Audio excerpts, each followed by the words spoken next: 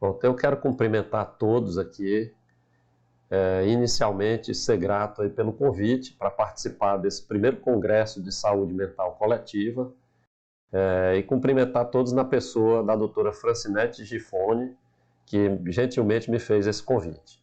E para mim é uma honra participar desse evento e dessa mesa que trata do Panorama Nacional de Políticas sobre Drogas.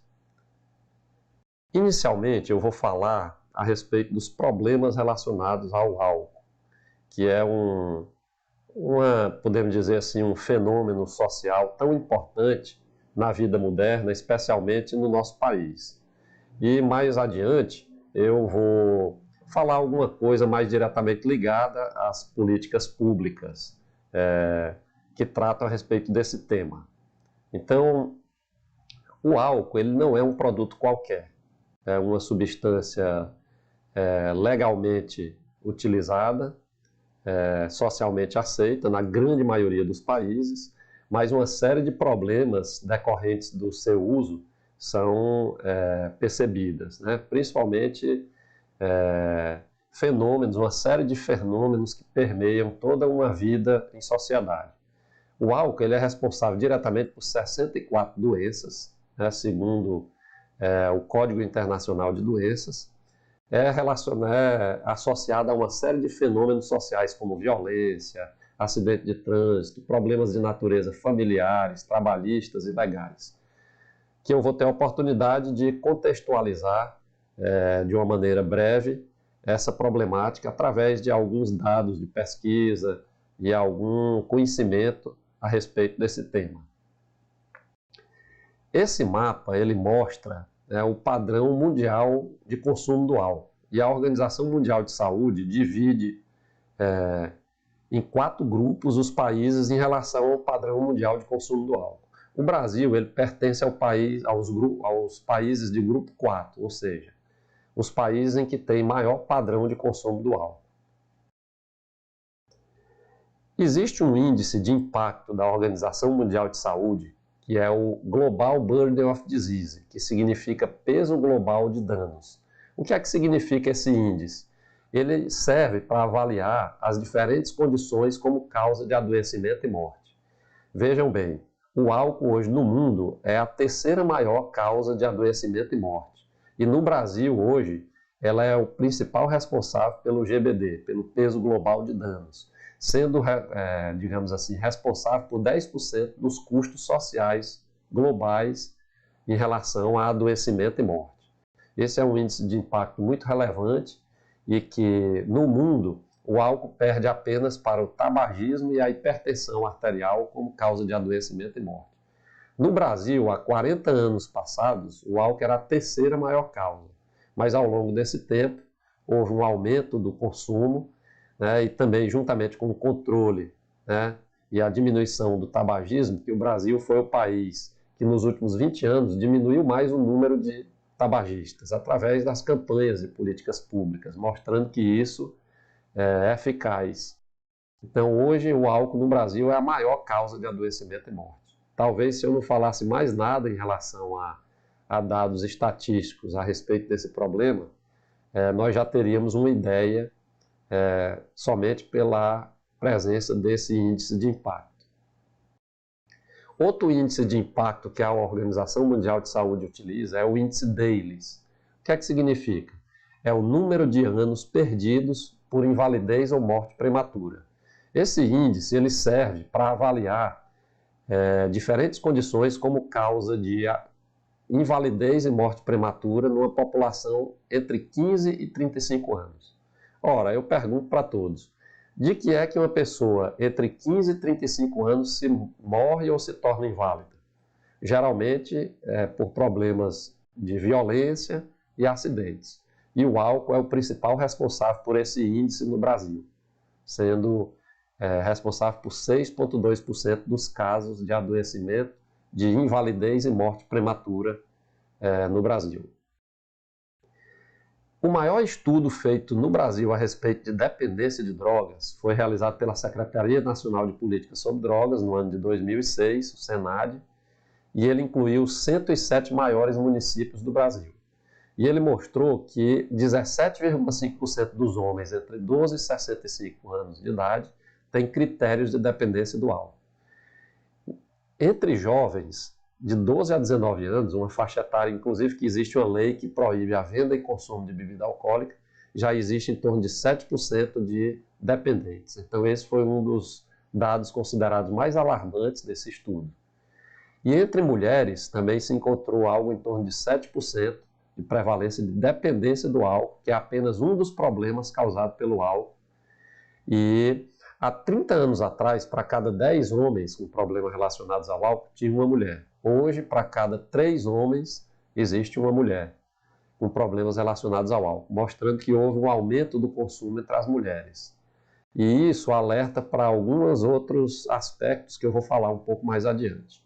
Então, as 3 cidades nesse estudo com maiores prevalências de dependência do álcool foram no Nordeste: Teresina, Fortaleza e Salvador. Esse outro estudo, que é o Vigitel, que é um inquérito epidemiológico feito por telefone pelo Ministério da Saúde, já mostrou outro aspecto. Mostrou o abuso do álcool, não mais a dependência. Esse é um outro critério que está relacionado à quantidade de beber por ocasião. Então, pessoas que bebem mais do que 4 drinks por ocasião são considerados etilistas de risco, ou, em inglês você encontra muito na literatura o binge drinking, que é beber até se embriagar, que está relacionado a uma série de problemas causados pelo álcool. Nesse estudo, as principais cidades também com mais prevalência de abuso do álcool foram Salvador e Teresina, como mostra esse gráfico. Esse conceito de etilismo de risco, é um conceito que não é muito utilizado em saúde pública, mas que ele tem uma importância muito relevante. Por quê? Porque foi percebido que pessoas que bebem acima desse padrão têm uma alta probabilidade de algum dia ter um problema causado pelo álcool. Então, esse é um índice que ele serve do ponto de vista de medicina preventiva, e também é um índice que foi validado em várias populações do ponto de vista epidemiológico.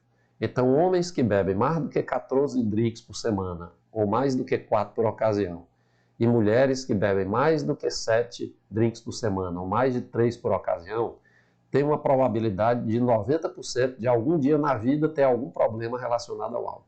Então, esse é um conceito que deveria ser difundido bem mais, tanto para os profissionais de saúde, quanto para a comunidade em geral.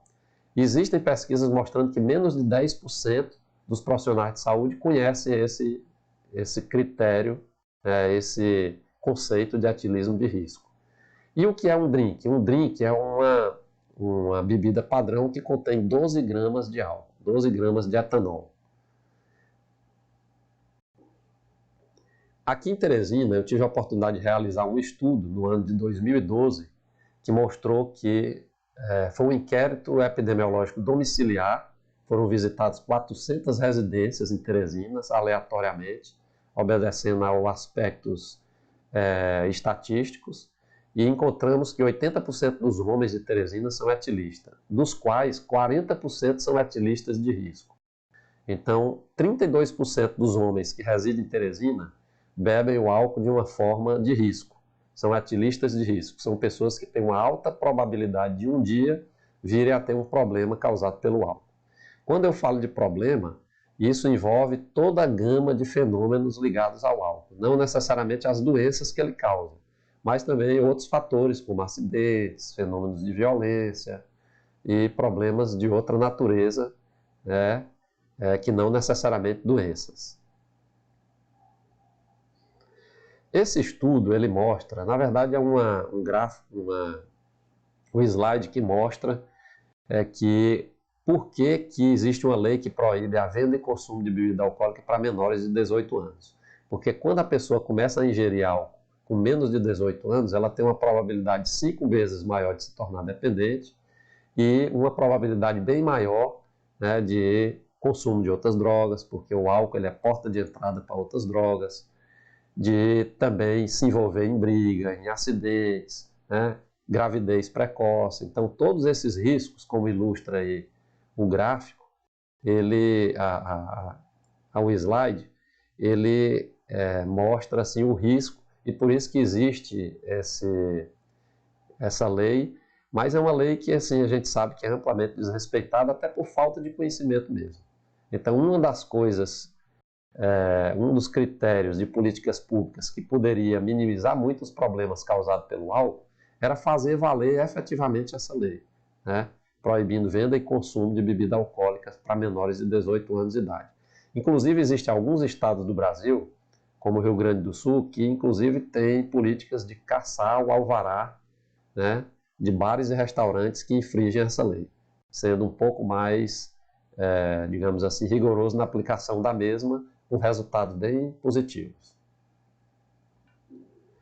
Essa propaganda, para vocês verem o impacto da mídia do álcool, é uma propaganda que foi veiculada no sul e sudeste do Brasil, e embora exista, né, uma lei que proíbe, que é uma resolução do CONAR, Conselho de Autorregulação Publicitária, que proíbe a venda e consumo de bebidas alcoólicas para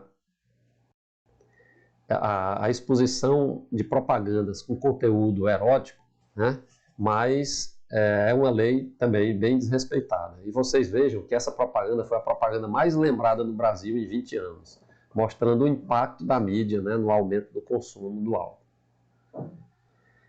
Esse slide mostra, né, um eletroencefalograma, né, feito antes e depois da pessoa ter ingerido bebida alcoólica, que mostra uma diminuição da atividade elétrica do cérebro em todas as regiões, mostrando que o álcool é um potente depressor do sistema nervoso central. Ele não é um relaxante, mas ele é classificado como uma droga depressora do sistema nervoso central. Mostrando aí, essa é um advice, é uma propaganda que foi veiculada em alguns países, mostrando uma garrafa no formato de uma forca, que ele diz o seguinte: absoluta ressaca, mostrando que o álcool é uma causa importante de depressão, suicídio, né, e violência. Então, como eu vou ilustrar para vocês, um estudo que foi feito na região metropolitana de São Paulo, muito simples, que a gente está querendo reproduzir aqui em Teresina. A pessoa morreu de morte violenta, você dosa o sangue para saber se tem álcool. Esse estudo mostrou que metade das pessoas vítimas de homicídio, elas tinham álcool no sangue, metade das pessoas que morreram de um acidente de carro tinham álcool no sangue, 1/3 das pessoas que cometeram suicídio tinham álcool no sangue, 36% das pessoas que morreram de queda tinham álcool no sangue, 64% das pessoas que morreram afogadas tinham álcool no sangue, mostrando que metade das pessoas que morreram vítima de violência tinham álcool no sangue. Esse outro estudo mostra, ao invés da vítima, o causador da violência. Foram avaliados vários tipos de violência e pessoas que foram presas por cometer algum tipo de violência. Mais da metade, né, tinham álcool ou outras drogas no sangue. 40%, 46% tinham álcool no sangue, mostrando que o álcool ele é o principal veículo de violência, tanto na vítima da violência como no causador da violência no Brasil. Essa propaganda, esse advice, ele foi veiculado em algum país nos Estados Unidos e mostra, Smirnoff significa sorriso afetado, mostrando, alertando para a violência doméstica que ocorre com o uso de bebidas alcoólicas. Mais de 20% dos casos de separação conjugal, eles estão relacionados ao abuso do álcool. Geralmente a alegação mais habitualmente da mulher em relação ao homem de abuso do álcool e atitude violenta. Então esse chama a atenção para um fenômeno social muito presente nos nossos dias, que é o feminicídio, né, e a violência doméstica. E mostrando a participação do álcool, né, como veículo de todas aquelas situações. Essa propaganda, esse advice, chama a atenção para um fenômeno muito importante, que é o que? A síndrome alcoólico-fetal.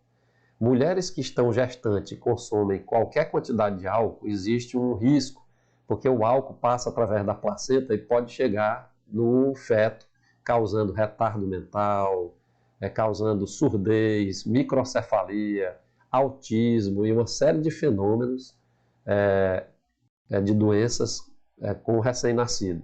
Então, por isso que essa propaganda mostra o que a mamãe faz, o bebê também faz, porque o álcool atravessa a barreira placentária. E o principal risco é no primeiro trimestre da gestação, um período em que muitas vezes a mulher nem sabe que está grávida, nas primeiras semanas. Então, mulheres que usam bebida alcoólica têm que ter muito cuidado com isso, porque o consumo de qualquer quantidade nesse período, as primeiras semanas de gestação, que o cérebro está em formação, corre um risco daquelas doenças tão graves, sequelas tão graves.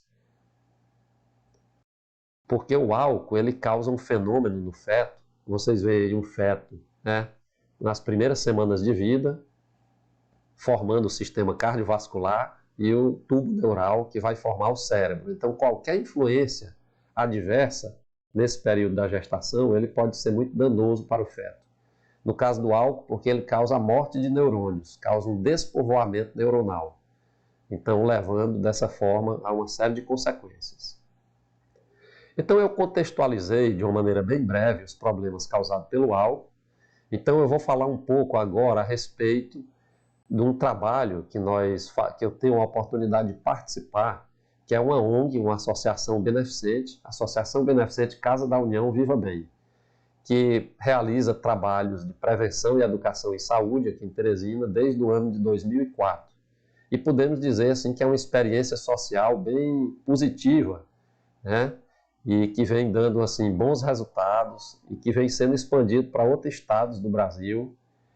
E nós trabalhamos especificamente com digamos assim, três frentes. Uma com formação de agentes multiplicadores de informação, ou seja, capacitando pessoas, profissionais de saúde para lidar com esse tema. Então, através disso, já realizamos mais de 500 palestras ao longo desses, podemos dizer assim, 16, 17 anos de atividades, tanto aqui no estado do Piauí como outros estados do Brasil, Ceará, Maranhão, e chegamos também a algumas atividades no Distrito Federal. Realizamos também consultoria para instituições públicas e privadas nesse tema e trabalhamos com políticas públicas. Eu vou dar alguns exemplos de alguns trabalhos de políticas públicas que nós realizamos ao longo desse tempo, né, porque essa mesa está mais ligada a esse tema de políticas públicas. E eu vou dar alguns exemplos para os senhores. Então, ao longo desses tempos, nós tivemos uma participação bem importante na implementação da Lei Seca. A Lei Seca é aquela que proíbe uma pessoa que dirige um veículo de beber qualquer quantidade de bebida alcoólica. E é uma lei que vem salvando muitas vidas. Estima-se que desde o tempo em que ela foi efetivamente promulgada, ela poupou aproximadamente 60 mil vidas, a despeito da fiscalização, que é ainda muito deficiente. Então, quando a pessoa usa bebida alcoólica, metade dos acidentes de trânsito elas estão relacionados à ingestão de bebidas alcoólicas, porque a bebida altera reflexos, altera o juízo crítico, e dessa forma, podendo, né, estar mais implicada em acidentes. Então, a Lei Seca, nós fizemos uma consultoria para o Detran do Piauí, fizemos essa proposta, e no encontro dos diretores nacionais de Detrans do Brasil inteiro, nós defendemos essa proposta, que foi defendida pelos Detrans por unanimidade e que foi aprovada no Congresso Nacional. Então, desde a implementação dessa lei, estima-se que muitas vidas foram salvas. Isso é um dos bons exemplos de políticas públicas implementadas através desse trabalho. O Dia de Alerta ao Uso do Álcool foi um dia criado tanto no município de Teresina como no estado do Piauí, e é um dia que está vinculado ao calendário oficial, tanto do município como do estado, em que são realizadas várias atividades para despertar consciência em relação a esse tema. Então, foi outra atividade também de políticas públicas que podem ser copiadas em outros estados do Brasil e outros municípios brasileiros também. Nós implementamos o selo Viva Bem Sem Álcool, que é um selo para instituições públicas e privadas que não comercializam bebida alcoólica e que fazem festas sem álcool. Esse selo ele pode ser utilizado pelas empresas, por instituições públicas e privadas, e nós podemos certificar, porque nós temos essa condição de certificar, é uma instituição, é uma ONG certificadora, de um trabalho de responsabilidade social. Então esse é um trabalho muito importante de responsabilidade social, que são bons exemplos que as empresas podem fornecer, né, tanto para a sociedade como para os seus próprios funcionários. Porque a grande maioria das empresas, instituições, elas têm muitos problemas em decorrência do uso do álcool, porque tanto as questões trabalhistas como absenteísmo, acidentes de trabalho e outros fenômenos estão relacionados também, né, com o consumo do álcool. E as empresas podem se beneficiar, né, desse trabalho também. Outro exemplo de trabalho que nós fizemos de políticas públicas foi a elaboração de um conjunto de propostas, que é o controle social do álcool, que entregamos, né, numa comissão especial de bebidas alcoólicas na Câmara dos Deputados em Brasília, e que essas 10 medidas, que são um documento, que esse controle social do álcool são medidas que ou já foram implementadas em algum lugar com bons resultados, ou que ainda não foram implementadas, mas que têm um amplo consenso de especialistas, que podem realmente assim trazer grandes benefícios para a sociedade em minimizar os problemas causados pelo álcool, que, como eu falei para os senhores, hoje é a maior causa de adoecimento e morte no Brasil, segundo o índice de impacto peso global dos danos. Então, eu quero finalizar essa minha apresentação e concluir, né, dizendo que a valorização da vida e a formação de vínculos, que é um dos subtemas desse seminário, desse congresso, é algo assim muito importante, né, e que nós podemos trazer assim grandes benefícios sociais, ser instrumento de trazer grandes benefícios sociais para que esse país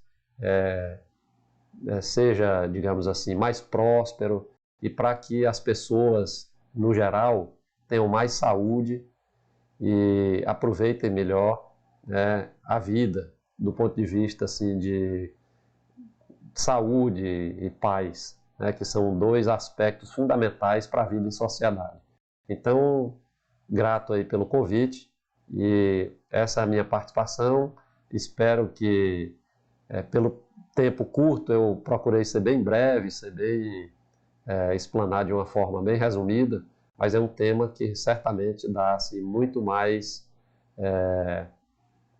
digamos assim, conversa, e é um tema assim, muito interessante de ser estudado, porque nós podemos de alguma forma contribuir para um mundo melhor.